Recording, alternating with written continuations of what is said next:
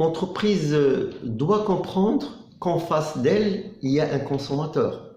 Ce consommateur qui est un acteur économique essentiel.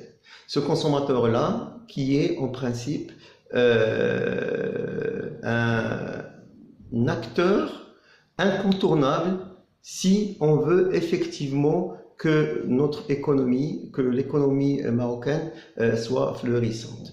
Il est peut-être temps de réfléchir, il est temps aussi de dire que l'entreprise qui répond aux exigences du consommateur, l'entreprise qui écoute le consommateur, c'est une entreprise qui certainement va devoir fleurir, va devoir récolter le résultat de ce qu'elle a semé au début. Alors, ce n'est que en écoutant le consommateur, ce n'est que en écoutant son client qu'on peut développer notre activité en tant qu'entreprise.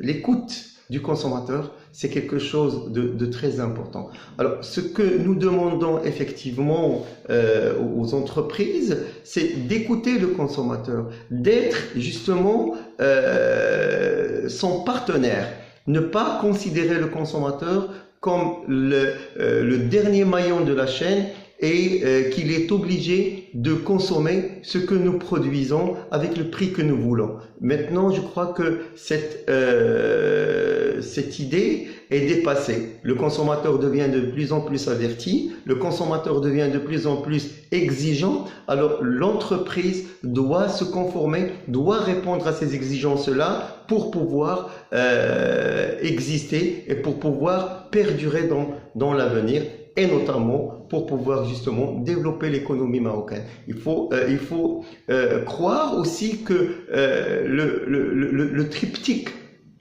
de l'économie nationale ou même l'économie en général et mondiale est basé sur trois acteurs essentiels. Il y a effectivement le fournisseur, il y a le consommateur aussi qui est un acteur dans l'économie nationale ou internationale, et il y a aussi le régulateur du marché qui doit aussi jouer son rôle de régulateur et d'être justement là où il faut au moment où il faut. Donc ça c'est très important. Je crois que le consommateur marocain maintenant n'est pas comme le consommateur de jadis. Le consommateur marocain maintenant est entouré des associations, il a cette information, il peut chercher l'information là où elle existe à travers ces associations de consommateurs, effectivement à travers tous les réseaux que nous avons et la technologie avance pour pouvoir informer et s'informer